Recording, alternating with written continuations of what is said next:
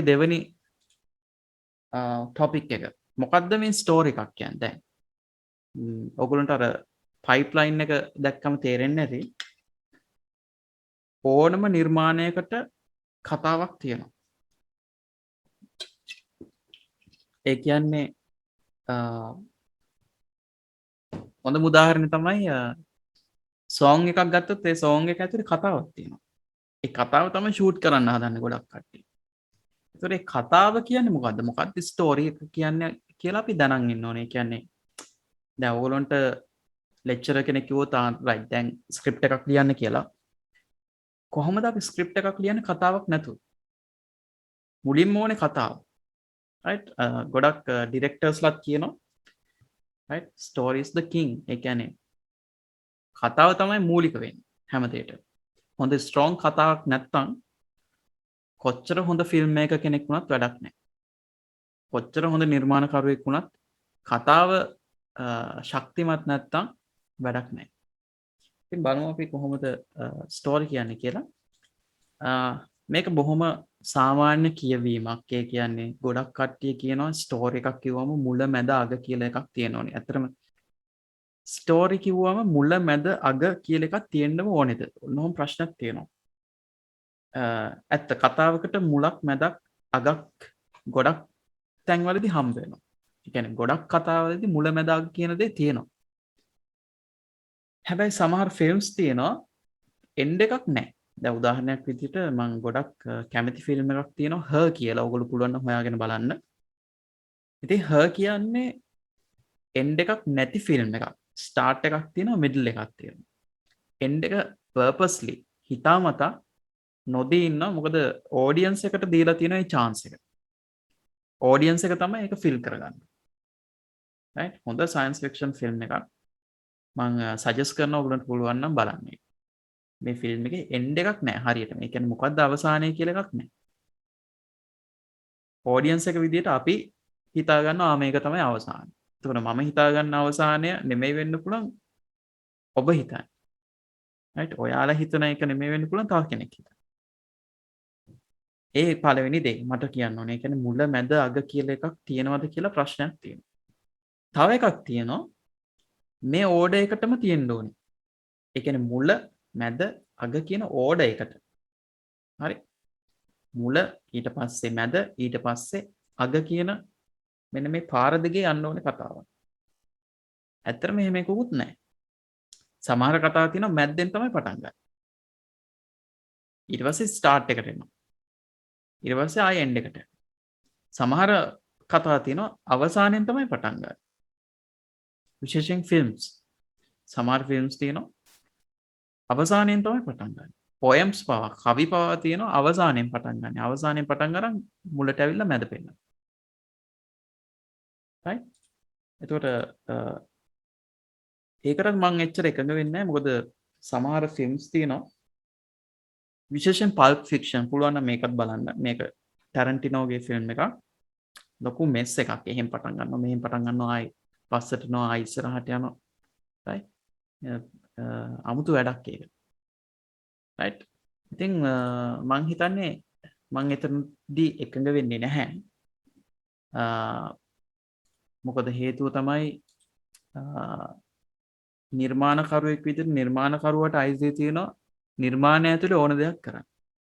එයාට හිතුනොත් එන්ඩ් එකක් අවශ්‍ය නැහැ කියලා එයාට ඒ අයිතිය තියෙනවා. එයාට හිතුනොත් මේක මුලින් පටන් අරන් මේ මැද අග පෙන්වන්න අවශ්‍ය නැහැ. තැන් තැන් වලින් මට මේක පටන් ගන්න පුළුවන් කියලා ඒ අවශ්‍යතාවයේ ඒ අයිතිය එයාට තියෙනවා. මේ තියෙන තවත් හොඳ ෆිල්ම්ස් දෙකක්. 12 Angry Men කියන්නේ හොඳ කතාවක්. ඒකත් පුළුවන් නම් බලන්න. මේ ෆිල්ම් එක පුරාවටම ඩයලොග්ස් විතරයි තියෙන්නේ. එකම ලොකේෂන් එකක ෂූට් කරලා තියෙන්නේ. එකම ලොකේෂන් එක එකම නළු නිලියෝ ටික black and white ෆිල්ම් එකක්. කලර්ස් නැහැ. ඒතකොට කලර් සයිකොලොජි අනම්මන යූස් කරලා නැහැ. හැබැයි ලස්සන කතාවක් මුලින් ඉඳන් අගට යනකම් කුතුහලය කියන දේ තියෙන කතාවක්. 12 Angry Men. හරි. එතකොට ඒ කතාව අර මෙන්න මේ ස්ටයිල් එකට තියෙනවා. මුල මැද අග කියලා යන කතාවක්. මුල සිට අගට යන කතාවක්. ඒකත් හොඳයි. තව එකක් තියෙනවා. ඒක එහෙනම් මෙන්න මේ වගේ අවුලක්. හැබැයි බලන් ඉන්න පුළුවන් අවුලක් ඒක. හරි ලස්සනයි. මෙන්න මේ වගේ ඒවා පොඩක් ස්ටඩි කරන්න. right? පුළුවන් නම් ලියා ගන්න මෙන්න මේ නම්. her Pulp Fiction 12 Angry Men Primer. එතකොට මෙන්න මේවත් එක්ක මම එකඟ වෙන්නේ නැහැ මෙන්න මේ ස්ටයිල් එකට. right? මේ ස්ටයිල් එක එහෙම නැත්නම් මේ ස්ට්‍රක්චර් එක ෆලෝ කරන්න කියලා කාටවත් කියන්න බෑ. මොකද නිර්මාණ බිහි වෙලා තියෙනවා මේවා කඩු. මේ දැන් ඔබට හිතපු නිර්මාණකරුවෝ ඉඳලා තියෙනවා. ඉතින් ඕගොල්ලෝ මේකට ස්ටිච් වෙන්න ඇලෙන්න යන්න එපා. ඕගොල්ලන්ට අවශ්‍ය ඕනම දෙයක් කරන්න අයිතිය තියෙනවා. හැබැයි ස්ටෝර් එකක් කිව්වා තියෙන්න ඕන එලිමන්ට්ස් පහක් තියෙනවා. මේක ඕඩර් එකක් නෙමෙයි ස්ට්‍රක්චර් එකක් නෙමෙයි. මේ එලිමන්ට්ස් පහක් තියෙන්න ඕන දේවල් ටිකක්. හරියට අපි ගෙවල් හදනවනේ. ගෙවල් හදන්න යූස් කරනවා අපි ගඩොල්, සිමෙන්ති. ඊට පස්සේ වහල හදන්න අපි පාවිච්චි කරනවා උළු වෙන්න පුළුවන්. ලී දාන පරාල වලට. හරි. එතකොට ඔන්න ඔය එලිමන්ට්ස් ටික තියෙනවා. හැබැයි මම ඩිසයින් කරන හවුස් එකයි තව කෙනෙක් ඩිසයින් කරන හවුස් එකයි හාත්පසින්ම වෙනස් වෙන්න පුළුවන්. ඒකයි මම කිව්වා අර ස්ට්‍රක්චර් එකක් නෙමෙයි මේක එලිමන්ට්ස් පහ. හරියට ගඩොල්, සෙමෙන්ති, පරාල, උළු වගේ එලිමන්ට්ස් පහ කතාවක තියෙන්න ඕන එලිමන්ට්ස්. අපි බලමු මොනවද කියලා. පළවෙනියටම අපිට චරිතයක් ඉන්න ඕනේ. මේ චරිතයක් නැතුව කතාවක් ඉදිරිපත් කරන්න හරි අමාරුයි. සිද්ධියක් අරගෙන කතාවක් කියන්න පුළුවන් මේ සිද්ධිය වටා. හැබැයි ඒකෙදිත් චරිතයක් ඉන්නවා. right? අපි ගොඩක් කලාවට චරිතය කියලා කියන්නේ ප්‍රධාන චරිතය. එහෙම නැත්නම් අපි කියනවා ප්‍රොටගොනිස්ට්. ප්‍රොටගොනිස්ට් එහෙම නැත්නම් ප්‍රධාන චරිතය. right? ප්‍රොටගොනිස්ට් කෙනෙක් හිටියොත් ගොඩක් කලාවට ඇන්ටගොනිස්ට් කෙනෙක් ඉන්නවා. ඒ කියන්නේ විරුද්ධවාදියෙක් ඉන්නවා. හරි ඒක ඔළුවේ තියාගන්න. පළවෙනි එලිමන්ට් එක තමයි ප්‍රධාන චරිතය. හරියට ගඩොල් වගේ. ඊට පස්සේ ඩ්‍රැමැටික් නීඩ් එකක්. ඩ්‍රැමැටික් නීඩ් එකක්. සිංහලෙන් අපි කියන නාට්‍යානුසාරී සිදුවීම. නාට්‍යානුසාරී සිදුවීම හෝ අවශ්‍යතාවය. එහෙමත් නැත්නම් අපිට කියන්න පුළුවන් මොකක් හරි සිද්ධියක්. ඒ කියන්නේ ඇක්සිඩන්ට් එකක් වෙන්න පුළුවන්. නැත්නම් ඒලියන් ඇටැක් එකක් පිටසක්වල ජීවින් ඇවිල්ලා අපිට ඇටැක් කරනවා. එහෙම නැත්නම් මේ කොරෝනා වගේ මොකක් හරි ලොකු වසංගතයක්. ඒ කියන්නේ මිනිස්සු මැරිලා වැටෙන වසංගතයක් වෙන්න පුළුවන්. හැබැයි ඒක ඩ්‍රැමැටික් වෙන්න ඕනේ. නිකම් සිදුවීමක් අවශ්‍යතාවයක් නෙමෙයි. නාට්‍යානුසාරී සිදුවීමක් වෙන්න ඕනේ. දැන් උදාහරණයක් විදිහට මම බස් එකේ යනවා. මම බස් එකේ යද්දි මගේ පර්ස් එක නැති වෙනවා. ඒක සිදුවීමක්. හරි? හැබැයි මෙහෙම වුණොත් මම බස් එකේ යනවා. මගේ පර්ස් එකක් නැති වෙනවා. මම යන්නේ මගේ හොඳම යාළුවත් එක්ක. ඊට පස්සේ අපි ඩිසයිඩ් කරනවා පොලිසියට යන්න. පොලිසියේ බෑග් චෙක් කර බලද්දි හොඳම යාළුවාගේ බෑග් එකේ තිබිලා මගේ පර්ස් එක හම්බ වෙනවා. ඒකට හොඳම යාළුවා කියන සංසිද්ධියට මොකද වෙන්නේ එතනින් පස්සේ? right? එයා තවදුරටත් හොඳම යාළුවා වෙනවා. සමහර විට එයා පර්ස් එක ගත්තේ නැති වෙන්න පුළුවන්. වෙන කෙනෙක් අරන් දැම්ම වෙන්න පුළුවන්. right? අන්න ඒක තමයි නාට්‍යානුසාරී සිදුවීම කියන්නේ. මේ කතාව ඉදිරියට ගලා යාම සඳහා අත්‍යවශ්‍ය දෙයක් තමයි නාට්‍යානුසාරී සිදුවීම. එහෙම නැත්නම් ඩ්‍රැමැටික් නීඩ්. ඒක අර මම කලින් කිව්වා වගේ සාමාන්‍ය සිද්ධියක් වෙන්න බෑ. දැන් වහින එක සාමාන්‍ය සිද්ධියක්. ඉර පායන එක සාමාන්‍ය සිද්ධියක්. ඕක ඩ්‍රැමැටික් වෙන්නේ කොහොමද? වැස්ස ගත්තොත් වැස්ස කියන්නේ සාමාන්‍ය සිදුවීමක්. හැබැයි ඒ වහිද්දි සමහරලාට ඒ වැස්සේ තියෙනවා නම් ඇසිඩ් අම්ලයක්. ඒ වැහි බින්දු වැටෙන එක දිය වෙලා වැටෙනවනේ. ගස් දිය වෙනවා, බිල්ඩින් දිය වෙනවා, මිනිස්සු දිය වෙනවා. අන්න ඩ්‍රැමැටික් වෙනවා. right? එතකොට අපි මෙතනදී ගන්න ඩ්‍රැමැටික් නීඩ් එකක්. මිසක් නීඩ් එකක් නෙමෙයි. සිදුවීමක් හෝ අවශ්‍යතාවයක් ඉන්සිඩන්ට් එකක් නෙමෙයි. ඒ ඉන්සිඩන්ට් එක ඩ්‍රැමැටික් වෙන්න ඕනේ. ඩ්‍රැමැටික් විය යුතුයි. තුන්වෙනි එක තමයි ඔබ්ස්ටකල් කියන්නේ. ඒ කියන්නේ බාධකයක් තියෙන්න ඕනේ. විරුද්ධවාදියෙක් ඉන්න ඕනේ අපිට. හරි? දැන් මේ ඩ්‍රැමැටික් නීඩ් එක මෙයාට බලපානවා. මෙයා එක සොලියුෂන් එකක් විදිහට හොයාගෙන යද්දී බාධකයක් තියෙනවා. සරලම උදාහරණයක් කියන්න. පොඩි ළමයෙක් ඉන්නවා. අඹ ගහක් තියෙනවා. ඒතර මේ ළමයා බඩගින්න ඉන්නේ. දරා ගන්න බැරි තරම් බඩගින්නක ඉන්නේ. මෙයා දකින්න අඹ ගහ, මෙයා හිතනවා අඹ ගහෙන් අඹ කඩාගෙන කන්න පුළුවන් කියලා. හැබැයි මෙයා ජීවිතේට ගස් නැගලා නැහැ. මෙයා හරි බයයි උස තැන් වලට. රයිට්? ඔන්න ඕක තමයි ඩ්‍රැමැටික් නීඩ් එක. එයා උස තැන් වලට බයයි. ඉතින් මෙයා ඩිසයිඩ් කරනවා කමන්නේ මම බය පැත්තකට දාලා මම මේ ගහට නගිනවා කොහොම හරි. මෙයා කොහොම හරි අර බය පැත්තකට දාලා නගිනවා ගහට. ගහට නැග්ග ගමන් ගහේ ඉන්නව නයික්. බාධකයා. ස්නේක් කෙනෙක් නයික්. හරි? නයෙක් ඉන්නවා. එතකොට කොහොමද මේ ප්‍රධාන චරිතය අර බයත් තියාගෙන මේ බාධකයට මුහුණ දෙන්නේ? right? අන්න ඒක තමයි අර ස්ටෝරි එකක් ඇතුලේ අපි කරන්න ඕන වැඩේ. ඊට පස්සේ සොලියුෂන් එකකුත් තියෙනවා. විසඳන්න පුළුවන් ක්‍රමයකුත් තියෙනවා. හරි? අන්තිම එක තමයි ප්‍රතිඵල. එතකොට මේ කැරක්ටර් එකට සොලියුෂන් එකක් තියෙනවා. right? සොලියුෂන් එක විදිහට සමහරට මෙයා බය පැත්තකට දාලා මේ ණයට මූණ දෙනව වෙන්න පුළුවන්. ඒ එකක්. හරි? මොකක් හරි කෝට්ටක් කඩාගෙන ණයව විසි කරලා දාලා මෙයා අඹ කඩාගෙන කනවා. එතකොට ඒකේ තියෙන්නේ ඒක තියෙන්නේ කොහොමද කියන්නේ? ඒක අපි එකඟ වෙන එන්ඩ් එකක් නේ. ඒ කියන්නේ මිනිස්සු කැමති ඒ එන්ඩ් එකට. right? හැබැයි මෙතනදී මේ සොලියුෂන් එක විදිහට මෙයා හිතුවොත් ණයට මූණ දෙන්න බැහැ මට. ඒකින් හින්දා මං ආයෙත් ගහින් බහිනවා කියලා. ඒකත් සොලියුෂන් එකක්. මේ ඔබ්ස්ටකල් එකට එයා මූණ දෙන්නේ නැහැ. මෙයා පසුබහිනවා. මෙයා මග අරිනවා. ඒකත් සොලියුෂන් එක. එතකොට රිසල්ට් එක වෙන්නේ එයාට දිගටම බඩගින්න ඉන්න වෙන එක. සමහර කතා තියෙනවා නළුවා ප්‍රධාන නළුවා සතුරා මරනවා. සමහර ෆිල්ම්ස් තියෙනවා සතුරා අතින් ප්‍රධාන නළුවා අන්තිමට මැරෙනවා. right? ශෝකාන්ත තියෙනවා ඒ වගේ. ප්‍රධාන නළුවා හෝ නිලිය සතුරා අතින් මැරෙනවා නම් ඒකත් ප්‍රතිඵලයක් තමයි මෙතන. ඕගොල්ලන්ට ඩිසයිඩ් කරන්න පුළුවන් ඕගොල්ලෝ මිනිස්සු සතුටු වෙන විදිහේ එන්ඩ් එකක් හදනවද නැත්නම් මිනිසුන්ට දුක හිතෙන විදිහේ එන්ඩ් එකක් නිර්මාණය කරනවද කියලා. කොහොම නමුත් මෙන්න මේ එලිමන්ට්ස් පහ කතාවක තියෙන්න ඕනේ. චරිතයක් ඉන්න ඕනේ. නාට්‍යානුසාරී සිදුවීමක් තියෙන්න ඕනේ. ඒ වගේම එයාට බාධකයක් තියෙන්න ඕනේ. විසඳන්න පුළුවන් ක්‍රමයක් තියෙන්න ඕනේ. අවසානයේ ප්‍රතිඵලයක් තියෙන්න ඕනේ. ප්‍රතිඵලය හොඳ ප්‍රතිඵලයක් වෙන්නත් පුළුවන්. එතරම්ම හොඳ නැති ප්‍රතිඵලයක් වෙන්නත් පුළුවන්. ඒක අපේ අතේ තියෙන්නේ. අපි ලියද්දි අපි ඩිසයිඩ් කරන්න ඕනේ මෙයා ජීවත් වෙනවද පස්සේ අන්තිමට නැත්තම් මැරෙනවද කියලා. right මම හිතනවා මේක ඔයගොල්ලන්ට තේරෙන්නේ නැති. ඊට පස්සේ අපි ඉස්සරහට යන්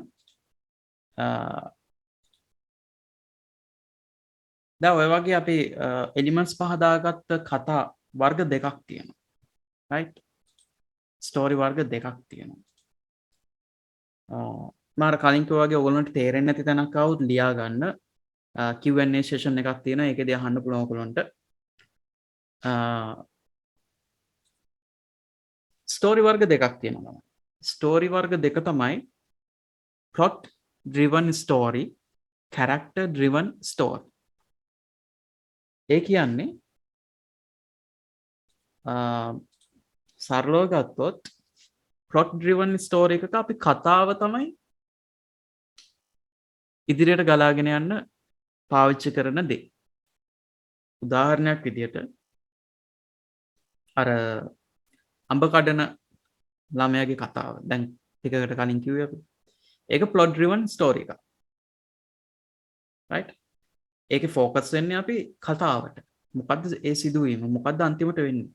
කතාවට. කතාව කෙරෙහි තමයි අපේ අවධානය තියෙන්නේ. දැන් මෙතන ලියලා තියෙන විදිහට චරිතයක ඉලක්කය සහ ක්‍රියාව සමග ඉදිරියට ගලා යන කතාවක්. එතකොට අර චරිතයේ ඉලක්කය තමයි අඹ කඩා ගැනීම. ඊට පස්සේ ණයෙක් ඉන්නව ණයට මුහුණ දෙන එකත් ඉලක්කයක්. ඊට පස්සේ එයා ගන්න ක්‍රියාමාර්ග. ඒවා ඔස්සේ තමයි කතාව ගලාගෙන යන්නේ. නිකමට හරි හිතන්න මේ ළමයාට පොඩි අසනීපයක් තියෙනවා. මානසික ලෙඩක්. ඔගොල්ලෝ අහලා ඇති ඔය මේ ඩුවල් පර්සනැලිටි නැත්නම් මල්ටිපල් පර්සනැලිටි කියලා ලෙඩක් තියෙනවා. ඒ කියන්නේ එක එක වෙලාවට එයා හිතනවා මම දැන් දොස්තර කෙනෙක්.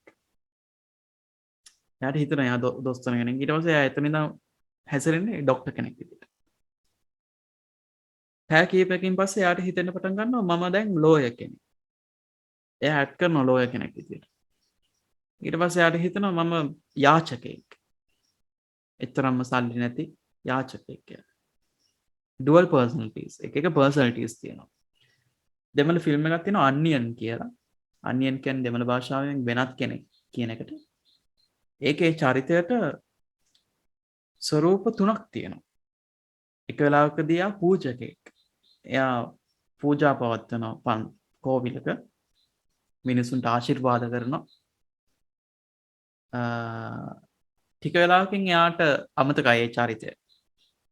ඊට පස්සේ එයා විශ්වාස කරන්නේ එයා රොක් ස්ටාර් කෙනෙක් කියලා, මියුසිෂියන් කෙනෙක් කියලා. එයාගේ කොණ්ඩේ වෙනස් වෙනවා. එයා අඳින ඇඳුම වෙනස් වෙනවා. එයාගේ බොඩි ලැන්ග්වේජ් එක ඇවිදින විදිය වෙනස්. මොකද එයා දැන් ස්ටාර් කෙනෙක්. එයා ඇක්ට් කරන්නේ ඒ විදියට. එයා සින්දු කියනවා, ගිටාර් ගහනවා. බලන්න අර two different characters දෙකක් නේ. පූජකයා සහ රොක් ස්ටාර් කෙනෙක්. තව චරිතයක් තියෙනවා. පුළුවන් නම් මේ ෆිල්ම් එක බලන්න. අන්නියන් නම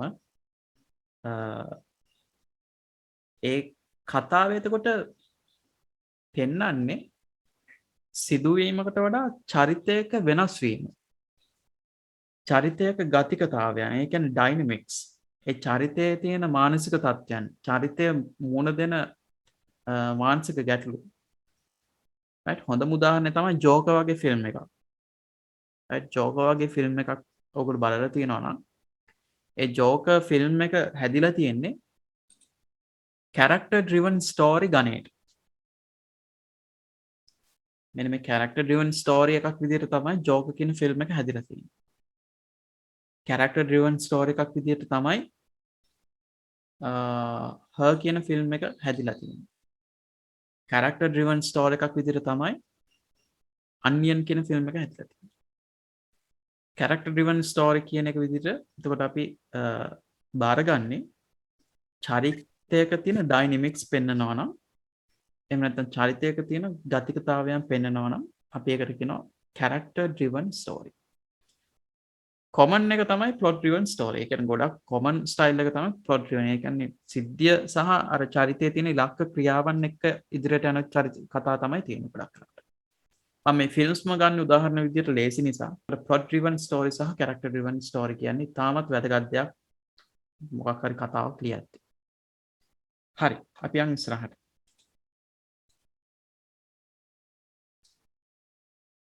ඊට පස්සේ ඔන්න එනවා ස්ට්‍රක්චර් එක. right story structure එක. දැන් මේ elements තියෙනවා. කතා වර්ග දෙකකුත් තියෙනවා අපිට. අපිට එතකොට පුළුවන් කතා වර්ග දෙකෙන් එකක් තෝරගෙන ලියාගෙන යන්න. දැන් structures තියෙනවා. මම personally මේ structures වලට ඇත්තටම කැමති නැහැ. මොකද මේ structure එකකට ගොනු වෙලා කතාවක් ලියන්න බෑ. කතාව ලියලා මේ structure එකට adjust කරගන්න පුළුවන්. right උදාහරණයක් විදිහට මෙතන තියෙනවානේ pyramid style එක. හරි exposition climax resolution හරි එහෙම pyramid එකක් මේ තියෙන්නේ. නැත්තම් මේ අපි හිතමු නිකන් ප්‍රස්තාරයක්. ප්‍රස්තාරයක් දීලා කියන මේ ප්‍රස්තාරයට කතාවක් ලියන්න ජීවිතේට කරන්න බෑ. හරි මොකද කතාවක් කියන්නේ නිර්මාණයක්. නිර්මාණ කියන දේවල් එහෙම ස්ට්‍රක්චර් එකකට කරන්න පුළුවන් දෙයක් නෙමෙයි. ෆෝමියුලාස් නැහැ. right දැන් ඔය අපි hina වෙන සමහර ෆිල්ම්ස් වලට හරි කොමන් කතා තියෙනනේ. ඒ කියන්නේ කොල්ලෙක් ඉන්නවා කෙල්ලෙක් ඉන්නවා කෙල්ල පොසත් කොල්ල දුප්පත් ඒ වගේ කතා ඕන තරම් තියෙනවා. සින්දු 5යි right ෆයිට් 5යි කියලා අපි විහිළුවට කියන්නේ. එහෙම වෙන්නේ අර ස්ට්‍රක්චර් එකට දැම්මම. right structures කැඩිච්ච ෆිල්ම් තමයි වාව් වෙන්න පටන් ගන්න. හැබැයි බේසිකලි අපි සමහර තැන්වලදී ස්ට්‍රක්චර්ස් ෆලෝ කරන්න වෙනවා. මොකද මේ නිර්මාණයේ තියෙන ප්‍රොෆෙෂනලිසම් එක වැඩි කරගන්න. right එහෙම නැත්නම් ඒ ස්ටෑන්ඩඩ් එක වැඩි කරගන්න අපිට ස්ට්‍රක්චර්ස් යූස් කරන්න වෙනවා. හැබැයි මම පර්සනලි කියන්නේ ස්ට්‍රක්චර් එකක් ඔළුවේ තියාගෙන කතාවක් ලියන්න යන්න එපා. ඒක කරන්න බෑ. කතාව ලියලා ඒ කියන්නේ ඔයාගේ නිදහස අරගෙන ඔයා ඕන විදිහකට කතාව ලියන්න මුලින්ම පස්සේ ස්ට්‍රක්චර්ස් එක ගලප ගන්න. එතකොට සමහරවිට පසල් එකක් වගේ වෙනස් කරන්න වෙනවා. මුල ගලවලා මැද්දෙන් දාන්න වෙනවා. මැද්ද කෑල්ලක් අරගෙන අගින් දාන්න වෙනවා. ඒ වගේ යම් යම් වෙනස්කම් කරන්න වෙනවා. හරි. right. දැන් මේ මම මෙතන දාලා තියෙන එක එක ස්ට්‍රක්චර්ස් මේ ඕගොල්ලෝ කැමති නම් මේ අදුර වැඩි දුරටත් ඉගෙන ගන්න පුළුවන් ඉන්ටර්නෙට් එකේ 7 point plot structure කියලා එකක් තියෙනවා. ඊට පස්සේ මේක තමයි බේසික් මේක. තව 8 sequence කියලා එකක් තියෙනවා. heroes journey කියලා එකක් තියෙනවා. right. මේවා ගොඩක් knowledgeable කට්ටිය introduce කරපු දේවල්. හරි. ඉතින් දැන් ස්ටුඩන්ට් කෙනෙක් විදියට මේ තරම්ම ස්ට්‍රක්චර්ස් දැනන් හිටියේ නැතත් අඩුම තරම ඔයා දැනන් ඉන්න ඕන මෙන්න මේ ස්ට්‍රක්චර්ස් දෙකවත් කියලා මං හිතනවා. right පළවෙනි එක ඇවිල්ලා සිට් ෆීල් තියරි එක. ඒක තියරි එකක් නෙමෙයි සමාවෙන්න. සිට් ෆීල් පැරඩයිම් එක. සිට් ෆීල් පැරඩයිම් එක. පැරඩයිම් එකක් කියන්නේ සුසමාදර්ශය කියලා අපි සිංහලෙන් කියන්නේ. ඔයගොල්ලෝ අහලා ඇති වචනේ. සිට් ෆීල් පැරඩයිම් කියන්නේ ළමයි දැන් මේ පැරඩයිම් කියන වචනේ ගත්තොත් ඒක මේ පැරඩයිම් කියන්නේ ඉංග්‍රීසි වචනයක් නෙමෙයි. ඒක ඔරිජින් එක ඇවිල්ලා මේ ග්‍රීක වචනයක්. එතකොට මේ පැරඩයිම් පැරඩිග්මා තමයි වචනේ. ග්‍රීක වචනේ පැරඩිග්මා. හරි. පැරඩිග්මා කියන එක ඒකේ අදහස තමයි පැටර්න් එකක් ෆලෝ කරනවා කියන එක. follow the pattern. පැටර්න් එකක් ෆලෝ කරන. එතන මෙයා ඉදිරිපත් කරලා තියෙන මෙන්න මේ පොඩි පැටර්න් එකක්. හරි පැටර්න් එකක්. එතකොට පැටර්න්ස් හැදෙන්නේ යම්කිසි නිර්මාණයකින් පස්සේ. ඒ කියන්නේ මෙයා පැටර්න් එක හදලා ඒකට ෆිල්ම් හැදුවා නෙමෙයි. හදපු ෆිල්ම් එකක් අරගෙන පොඩි ස්ටඩි එකක් කරලා පැටර්න් එකක් ඉන්ට්‍රොඩියුස් කරා. ඔක තමයි වෙන්නේ. හරි. ඊට පස්සේ මෙයා කිව්වා මෙන්න මෙහෙම ස්ට්‍රක්චර් එකක් තියෙනවා. හොඳ ඒ කියන්නේ ෆේමස් වෙච්ච ෆිල්ම්ස් වල මේක තමයි ස්ට්‍රක්චර් එක. ඒකට මම මේක නම් කරන සිට් ෆීල් පැරඩයිම් කියලා. ඔයගොල්ලෝ කැමති නම් මේක යූස් කරන්න. තමයි කිව්වේ. සරලව. right? සරලවම කිව්වේ. එතකොට මේ පැරඩයිම් එක යූස් කරන්නත් පුළුවන් නොකර ඉන්නත් පුළුවන්. මේ පැරඩයිම් එක යූස් කරන්නත් පුළුවන් නොකර ඉන්නත් පුළුවන්. හැබැයි වැඩේ තමයි මේ පැරඩයිම් එක යූස් කරලා කරපු ෆිල්ම්ස් ටිකක් ෆේමස් වෙලා තියෙනවා සහ මේ ස්ටෑන්ඩඩ් එකක් හැදිලා තියෙනවා. පොඩි වාව් එකක් හැදෙනවා ඇතුලේ. ඉතින් මිනිස්සු කැමති වුණා මේක පාවිච්චි කරන්න. ඊට පස්සේ ඇකඩමියාව පවා තීරණය කරා මේක උගන්වන්න ඕන දෙයක් කියලා. right? ඉතින් සිට් ෆීල් පැරඩයිම් කියන්නේ මෙන්න මේ වගේ එකක්. acts තුනක් තියෙනවා. act 1, act 2, act 3. මම මේක එක්ස්ප්ලেইন කරන්නම් පස්සේ. එතකොට මේ සිට් ෆීල් කියන්නේ ඇමරිකන් ස්ක්‍රීන් ප්ලේ රයිටර් කෙනෙක්. ඇමරිකාවේ ස්ක්‍රිප්ට් රයිටර් කෙනෙක්. එයා නැති වුණා මේ ළඟදී. ඒ කියන්නේ 2013 දී. ගොඩක් ගෞරවයට පාත්‍ර වුණ ස්ක්‍රීන් ප්ලේ රයිටර් කෙනෙක්. Seat feel. ඊට පස්සේ තව එකක් තියෙනවා 5 act play කියලා. හරිද? එතකොට මේ ෆ්‍රේටැක් right? ෆ්‍රේටැක් කියන්නේ ජර්මන් ප්ලේ රයිට් කෙනෙක්. දැන් බලන්න මේ වචනේ ස්ක්‍රීන් ප්ලේ රයිටර් කියන්නේ ස්ක්‍රිප්ට් රයිටර් කෙනෙක්. ෆිල්ම් වලට සම්බන්ධයි. ස්ක්‍රීන් ප්ලේ රයිටර් කෙනෙක් ෆිල්ම් වලට සම්බන්ධයි. මෙයා ෆිල්ම් වලට තමයි ලියන්නේ සිට් ෆීල්. හැබැයි ප්ලේ රයිටර් කෙනෙක් කියන්නේ වෙනස්. ප්ලේ රයිටර් කියන්නේ ෆිල්ම් වලට ලියන කෙනා නෙමෙයි. ඩ්‍රාමාස් වලට ලියන කෙනා. ඩ්‍රාමාස් කියන්නේ මේ ටෙලි ඩ්‍රාමා නෙමෙයි. Stage drama. right අපි ස්ටේජ් ඩ්‍රාමා කිව්වොත් රෝමියෝ ජුලියට්, මැක්බත්, හැම්ලට් right තව මොනවාද? ඊඩිපස් right ට්‍රෝජන් ඔය වගේ ස්ටේජ් ඩ්‍රාමාස් ලියන කට්ටියට අපි කියනවා ප්ලේ රයිටර්ස්ලා. එතකොට අනිත් එක තමයි හොඳට බලන්න මේගොල්ලෝ ඉපදිච්ච වර්ෂය මෙයා 1935. එතකොට ෆිල්ම් කැමරා එහෙම නැත්නම් මූවිං කැමරා එක ඉන්ට්‍රොඩියුස් කරන්නේ 1895. 1895 පමණ කියලා තමයි කියන්නේ. ඒතකොට 1895 ඉඳන් 1935 වෙද්දී සෑහෙන ෆිල්ම්ස් ගොඩක් හැදිලා තියෙනවා. ඒතකොට මෙයාට පුළුවන් මේ ෆිල්ම් ස්ටඩි කරලා පැරඩයිම් එකක් ඉන්ට්‍රොඩියුස් කරන්න. හැබැයි මෙයා ඉපදෙන්නම 1816.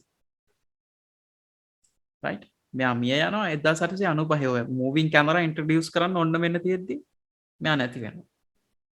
ඒතකොට මෙයාට අවස්ථාවක් හම්බෙන්නේ නැහැ මේ ෆිල්ම් කියන දේ එක්ස්පීරියන්ස් කරන්න. ඒතකොට මෙයා ලියන්නේ මේ ඇක්ට් එක හදන්නේ ස්ටේජ් ඩ්‍රාමාස් වලට. ස්ටේජ් ඩ්‍රාමාස් වලට. ඒතකොට ස්ටේජ් ඩ්‍රාමාස් අපි බැලුවොත් ඒකෙත් තියෙනවා මෙන්න මේ වගේ ස්ට්‍රක්චර් එකක්. act 1 act 2 act 3 වෙනුවට මේකේ තියෙන act පහක්. act 1 2 3 4 5. අපි නිකන් බලමු මේ මොනවද මේගොල්ලෝ කියලා තියෙන්නේ කියලා. මම මුලින්ම ගන්න සිට්ෆීල්ඩ් පැරඩයිම් එක. එතකොට මේක අපි ෆිල්ම් එකකට දැම්මොත් හරිද? මේක ෆිල්ම් වලට තමයි තනිකරම මේක ඇප්ලයි කරන්නේ. ඔයගොල්ලන්ට පේනවා ඇති plot point 1 කියන එක වරහන් ඇතුළේ තියෙනවා 20 to 30 කියලා. මෙතන තියෙනවා 80 to 90. ඒ කියන්නේ උදාහරණයක් විදිහට ෆිල්ම් එකක් මිනිත්තු 120යි නම් කියලා හිතලා තමයි මේක ලියලා තියෙන්නේ. හරිද? ෆිල්ම් එකක් මිනිත්තු 120යි නම් ඒ කියන්නේ පැය දෙකයි නම් 60 120යි නම් පැය දෙකක ෆිල්ම් එකක් නම් කියලා හිතලා තමයි මේක ලියලා තියෙන්නේ. ඒකට අපි නිකන් බලමු act 1 කියන එකේ තියෙනවා line එකක් act 2 එකේ තියෙනවා line එකක්. එතකොට act 1 එකයි 2 එකයි එහෙම නැත්නම් 3 එකයි බෙදෙන රේඛා දෙක අතර තියෙනවා mid point කියලා dash line එක. ඒකේ තියෙනවා පිටු 60යි කියලා. මේකට අපි පස්සේම මොකද්ද මේ පිටු 60යි කියන්නේ කියලා දැනට හිතන්න මිනිත්තු 60යි. පැය. මෙතන ඉඳන් මෙතනට පැය. මෙතන ඉඳන් මෙතනටත් පැය. right. ෆිල්ම් එක පටන් ගන්නවා. හරිද? මෙතනින් පටන් ගන්නවා. කොහොම යද්දි විනාඩි 10ක් වගේ යද්දි අපි characters introduce කරනවා. ඒ කියන්නේ පටන් ගැනීමේ සිට මිනිත්තු 10ක් දක්වා අපි මේ ෆිල්ම් එකේ ඉන්න ප්‍රධාන චරිත ටික මිනිසුන්ට අඳුන්වලා දෙනවා. කවුද ප්‍රධාන චරිතය? මොන වගේ ක්ලාස් එකක කෙනෙක්ද? ඒ කියන්නේ හොඳ ධනවත් පුද්ගලයෙක්ද නැත්නම් දුප්පත් කෙනෙක්ද? හොඳ රැකියාවක් කරන කෙනෙක්ද? රැකියාවක් අහිමි කෙනෙක්ද? උපාධිධාරියෙක්ද? උපාධිධාරියෙක් වෙලත් රැකියාවක් නැද්ද? ඒ කියන්නේ අපි ඒක හඳුන්වලා දෙනවා පළවෙනි විනාඩි 10 ඇතුළත. ඊට පස්සේ මේ චරිතවල ක්‍රියාකාරකම් තමයි පෙන්වන්නේ ෆිල්ම් එකේ. කොහොම එද්දි මිනිත්තු 30ට පොඩ්ඩක් මෙහැන් right මෙතන කියන්නේ මිනිත්තු 20ක් 30ක් අතර තමයි පළවෙනි plot point එක තියෙන්නේ. plot point කියන්නේ මොනවද? plot point කියන්නේ මේ කතාව වෙනස් වෙන තැන් turning points. plot point කියන්නේ turning points. මෙතන තමයි climax එක ගොඩ නැගෙන්නේ. හරි. ඊට පස්සේ ඕක විසඳන එක resolution. විසඳීම. right. එහෙම නැත්නම් අපි කියනවා මේ නිෂේධනය කියලා. සමතයකට පත් කිරීම නිෂේධනය. විසඳීම. resolution එක. මේක තමයි සරලව කියවොත් සිට්ෆීල්ඩ් පැරඩයිම් එක. මේක තමයි සරලවම කියවොත් සිට්ෆීල්ඩ් පැරඩයිම් එක. එතකොට ඔයගොල්ලෝ duration wise බැලුවොත් පළවෙනි plot point එකට තියෙනවා ළමයි විනාඩි 20ක් 30ක් අතර කාලයක්. ඒ කියන්නේ විනාඩි 20ක් 30ක් අතර ඩියුරේෂන් මෙන්න මේ විනාඩි 10 ඇතුළත අපි ඉන්ට්‍රොඩියුස් කරන මොකද්ද සංසිද්ධිය ෆිල්ම් එකේ. මොකද්ද පළවෙනි ප්ලොට් පොයින්ට් එක. මොකද්ද ටර්නින් පොයින්ට් එක. ඊට පස්සේ ඉතුරු මිනිත්තු 60ම මේක සාමාන්‍ය කන්ටෙක්ස්ට් එක, ඩ්‍රැමැටික් කන්ටෙක්ස්ට් එක. එහෙම නැත්නම් අන්තර්ගතය අපි පෙන්වනවා. ඊට පස්සේ බිඳුවේ ඉඳන් මිනිත්තු 80ත් 90ත් අතර ඒ කියන්නේ ෆිල්ම් එක ඉවර වෙන්න මිනිත්තු 30ක් විතර තියෙද්දි අපි පෙන්නනවා දෙවනි ප්ලොට් පොයින්ට් එක. දෙවනි ටර්නින් පොයින්ට් එක. නැත්තම් මේක විසඳන්න අවශ්‍ය වෙන ක්ලයිමැක්ස් එක. රයිට්? ඊට පස්සේ ඉතුරු විනාඩි 30 දී රෙසලූෂන් එක. හිමීට මේක නිෂේධනය කරන එක පෙන්නලා දානවා. මේක තමයි සරලවම කිව්වොත් සිට් ෆීල් පැරඩයිම් එක. මේකෙත් ඔයගොල්ලන්ට ඩවුට්ස් තියෙනවා නම් ලියා ගන්න. අපි අර ප්‍රශ්න අහන වෙලාවේදී අපි කතා කරමු. මම යනවා අනිත් එකට. 5 act play. මේ දෙකම පාවිච්චි කරන්න ඕන කියලා එකක් නැහැ.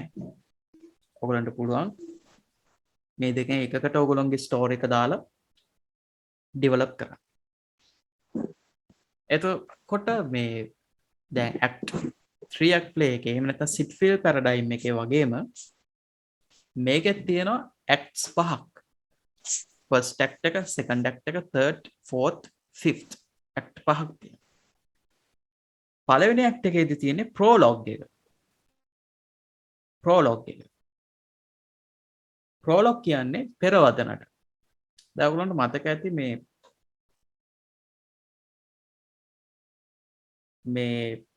5 act එක ඉන්ට්‍රොඩියුස් කරපු කෙනා ෆ්‍රේටැග් ප්ලේ රයිටර් කෙනෙක්.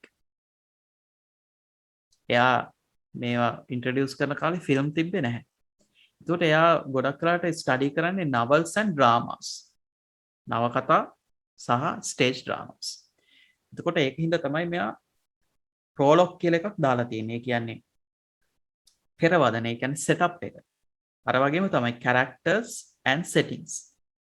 ඒ කියන්නේ characters හඳුන්වලා දෙන එක. ඒ කියන්නේ මූලිකම ෆිල්ම් එකේ මූලික අදහස අපි ඉන්ට්‍රොඩියුස් කරනවා ඔඩියන්ස් එකට. ප්‍රෝලොග් එක, පෙරවදන. හරිද? කන්ෆ්ලික්ට් කියන්නේ act 2 එකේ එන කන්ෆ්ලික්ට් එක අර මං කලින් කිව්වා වගේ ඔබ්ස්ටකල් එක. මොකක්ද එන බාධාව? අර ඒලියන් ඇටැක් කතාව නම් ඒලියන්ස්ලා එන සිද්ධිය. ඒලියන්ස්ලා ඇවිල්ලා ගහන සිද්ධිය. කන්ෆ්ලික්ට් එක, බාධකය. අපිට තවදුරටත් ජීවත් වෙන්න බෑ මේ විදියට. රයිට්? මොකද පිටින් ආව කණ්ඩායම අපිව ඇටැක් කරනවා. අපිට අර මේ දැන් ඉන්නා වගේ ඉන්න විදියක් නැහැ. රයිට්? ඒගොල්ලෝ යූස් කරන වෙපන්ස් වෙනස්, තාක්ෂණය වෙනස්. රයිට්? එතකොට ඒකට මුහුණ දෙන්න විදියක් නැහැ. එතකොට ඒක තමයි කන්ෆ්ලික්ට් එක. බාධකය, ඔබ්ස්ටකල් එක. තුන්වෙනි ඇක්ට් එකේ පෙන්නනවා ඕක එන්න දැන් වැඩි වෙනවා. ඒ කියන්නේ ඇක්ෂන් එක වැඩි වෙනවා පොට්ට පොට්ට. ඊට පස්සේ ක්ලයිමැක්ස් එක කියන්නේ ළමයි ගොඩක් කට්ටිය ක්ලයිමැක්ස් කියන්නේ මේ සතුරාව පරාජය කරන තැන. එහෙම නෙමෙයි ඇත්තට. දැන් උදාහරණයක් විදිහට අර වෙපන් එක අරගෙන ඒලියන්ස්ලට ගහලා ඒලියන්ස්ලව මර්ධනය කරන තැන නෙමෙයි ක්ලයිමැක්ස් එක තියෙන්නේ. එතන නෙමෙයි අතන ක්ලයිමැක්ස් එක තියෙන්නේ. ක්ලයිමැක්ස් එක තියෙන්නේ ඒ වෙපන් එක හොයා ගන්න තැන. රයිට්? එහෙම නැත්නම් සතුරාව මර්ධනය කරන්න ගන්න අවසාන පියවර පටන් ගන්න ස්ථාන. රයිට්? එහෙමත් නැත්නම් මේ රෙසලූෂන් එකට එහෙම නැත්නම් මේ තත්ත්වය පාලනය කිරීමට අවශ්‍ය ඉනිෂියල් ස්ටෙප් එක ඉමීඩියට් ස්ටෙප් එක එහෙම නැත්නම් අපි කියනවා ඒ තත්ත්වය පාලනය කරන්න ගන්න අවසාන පියවරේ ආරම්භය තමයි ක්ලයිමැක්ස් එක. ඒක තියෙන්නේ තර්ඩ් ඇක්ට් එකේ. එතකොට අර කතාවට දාලා බැලුවොත් අර ස්පෙෂල් වෙපන් එක සොයා ගැනීම තමයි ක්ලයිමැක්ස් එක වෙන්නේ. එතකොට අපි දන්නවා හරි. දැන් හොයාගත්තනේ දැන් අනිවාර්යෙන් ගහනවා කියලා අපි දන්නවා. මතක තියාගන්න නිෂේධනය කිරීම නෙමෙයි. ඒ කියන්නේ අන්තිම සතුරා මරණ තැන නෙමෙයි. ක්ලයිමැක්ස් එක තියෙන්නේ. ක්ලයිමැක්ස් එක තියෙන්නේ ඒ ස්ටෙප් එක පටන් ගන්න තැන. රයිට්? ක්ලයිමැක්ස් එකෙන් පස්සේ ඇක්ට් ෆෝ කියන එකේදී ෆෝලිං ඇක්ෂන් කියලා එකක් තියෙනවා. පේන ඇති රයිසින් ඇක්ෂන්, ෆෝලිං ඇක්ෂන් කියලා. මේ ක්ලයිමැක්ස් එකෙන් පස්සේ හිමීට අඩු වෙනවා. ඒ කියන්නේ දැන් අර ඒලියන් ඇටැක් එකට ආයිත් આવොත් අපි මේ ක්ලයිමැක්ස් එකේදී සතුරා සෑහෙන වෙලාවට ඩිවලොප් වෙලා සමහරලාට එයා මුළු ලංකාවම ගැන දන්නවා. මිනිස්සු ගැන දන්නවා. එයාලගේ ටෙක්නොලොජි එක හරි හයි එන්ඩ් ටෙක්නොලොජි එක. රයිට්? හැබැයි මේ ක්ලයිමැක්ස් එකෙන් පස්සේ ඒගොල්ලොන්ගේ ආර්මි එක පොඩ අඩු වෙනවා. රයිට්? සතුරාගේ ටෙක්නොලොජි එක පොඩ අඩු වෙනවා. හරි? සමහර විට ඒගොල්ලෝ එන ස්පේස් ෂිප් එකට ගහනවා වැටෙනවා. එතන පස්සේ එලියන්ට විදියක් නැහැ ස්පේස් ෂිප් එකක් අරගෙන යන්න. මොකද ස්පේස් ෂිප් එක කැඩිලා දැන්. රයිට්? ඔන්න ෆෝලිං ඇක්ෂන් එක. පොඩ බහිනවා. ඊට පස්සේ තියෙනවා රෙසලූෂන් එක. එහෙම නැත්නම් අපි කියනවා ඩිනෝමන්ට් කියලා. ඒකත් අරකම තමයි නිෂේධනය. මෙතනදී අර වගේ හිමීට කතාව ඉවර වෙනවා. නැත්තම් අවසාන ප්‍රතිඵලය මෙතන තියෙනවා. රෙසලූෂන් එක මෙතන තියෙනවා. මායිත් රිපීට් කරන්න. පෙරවදන එහෙම නැත්තම් කතාව සෙට් අප් කරන එක, කොන්ෆ්ලික්ට් එක, පළවෙනි බාධකය, රයිසින් ඇක්ෂන්, ඊට පස්සේ විවිධ බාධා එනවා. ක්ලයිමැක්ස් එක ඒ බාධාවලට මුහුණ දෙන ඒ කියන්නේ බාධාව නිෂේධනය කරන තැන පටන් ගන්න ස්ථානය ෆෝලිං ඇක්ෂන්. ඒ බාධා එක්ක ෆයිට් කරලා හිමීට ඒක විසඳා ගැනීම ඇක්ට් 5 අවසාන ප්‍රතිඵලය. එතකොට ඔයගොල්ලෝගේ ස්ටෝරි එකක් අඩුම තරමේ මෙන්න මේ ඇක්ට් එකක් එක්ක මේක එක්ක හරි මේක එක්ක ගැලපෙන්න ඕන.